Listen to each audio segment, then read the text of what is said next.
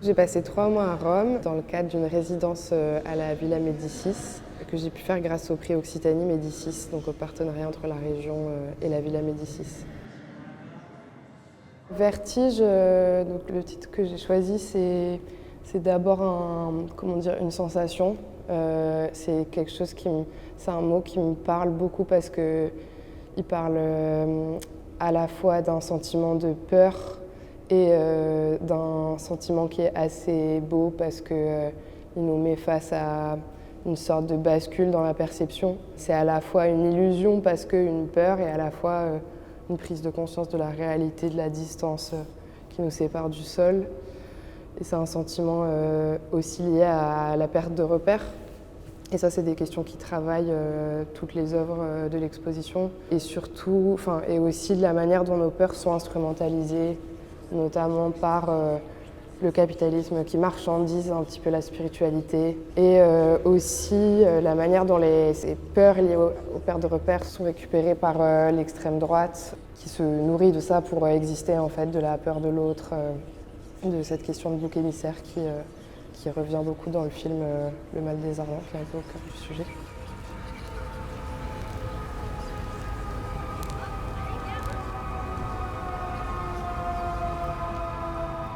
Le film le plus ancien que j'ai produit, Le Mal des Ardents, dans lequel on voit une foule qui regarde une catastrophe qui est en permanence hors champ. Donc on met du temps à comprendre ce dont il s'agit.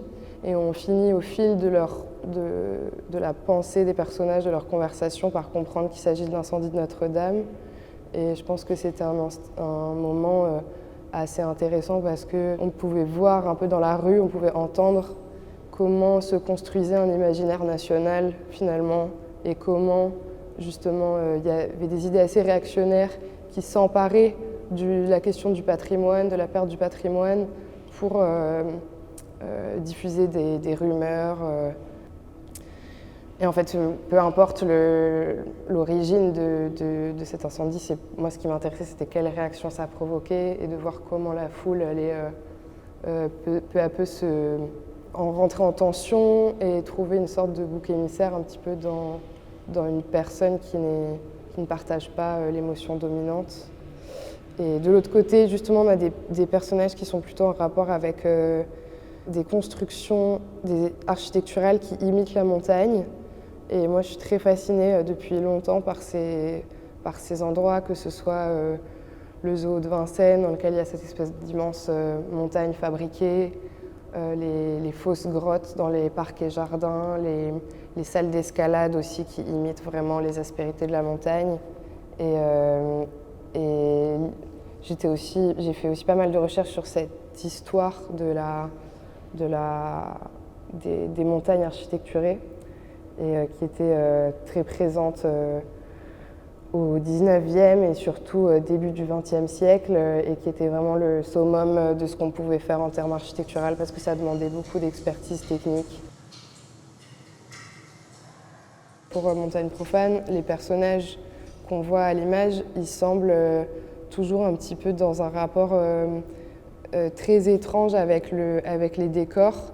Et en fait, je les ai imaginés comme des personnages qui justement vont se mettre à l'épreuve de la montagne. Ils évoquent des archétypes, des archétypes de cinéma un peu américains qu'on a déjà vus, des alpinistes un peu conquérants, survivalistes, et qui vont interagir avec les décors comme si c'était une vraie montagne.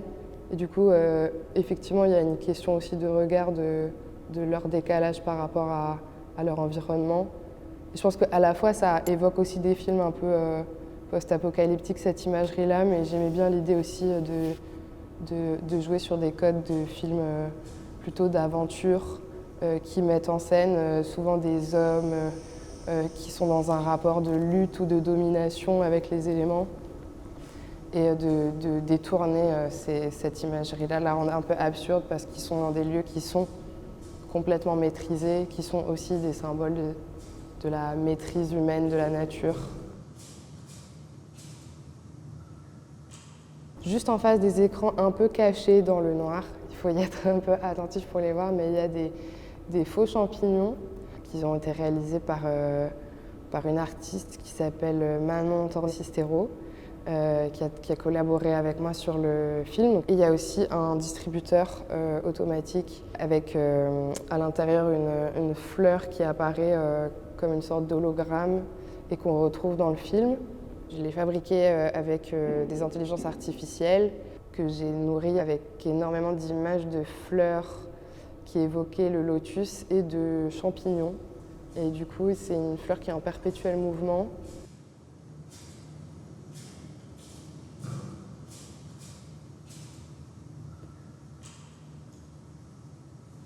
Cette fleur, elle va être comme une sorte d'objet de quête des personnages qu'on va voir dans l'installation vidéo. Et cette pièce s'appelle « Je t'attends depuis toujours ».